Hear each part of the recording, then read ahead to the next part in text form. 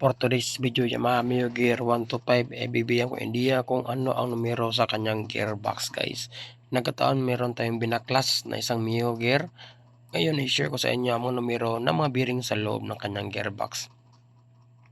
Ang bearing nito guys, nakaharap ng ating drive axle, ang numero niya ay 6303. So ibig sabihin magkapareho lang sa Yamaha Mio i 125 guys. Ang katayo naman ng bearing ay 6301. So yun guys, same din siya sa Yamaha Mio i 125. Ang bearing naman na nasa taas na bahagi guys ay 6204. Ibig sabihin magkapareha din siya sa Yamaha Mio i 125 guys. 6204 din ang kanyang drive axle bearing guys. Ito palang torque drive axle bearing. So yun guys, tatlo po ang bearing sa part na yan. Dito naman tayo sa kanyang right side. Meron na siya tatlong bearing guys, no. Yung bearing na yan guys, 6302. Tama po ako narinig nyo guys. Iba po siya sa bearing ng Yamaha Mio i 125 kasi dapat po yan ay 6301. Pero ang lumabas ay 6302. Ito namang bearing nito ay 6201. So yan po ang bearing na yan guys.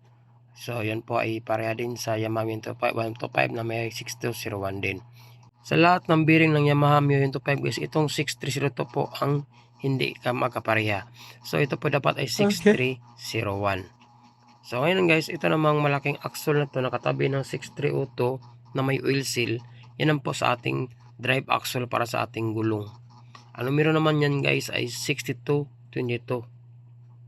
So malaking axle na yan. Yan ang po magkaiba, yung 6302. Yan tandaan nyo guys, hindi siya makapara sa Yamaha Mio 125. So yung axle na yan guys na tinuro ko. So ang numero naman yan guys ay 6222. Ang bearing na yan sa likod ng oil seal na yan. So yan lang no sa may Yamaha Mio Gear 125 dyan. Alam nyo na kung anong bearing na bibilhin nyo kapag sakaling nasira ang mga bearing nyo sa gearbox. Maraming salamat at syempre see you sa aking next video. Ride safe. God bless. Ayos.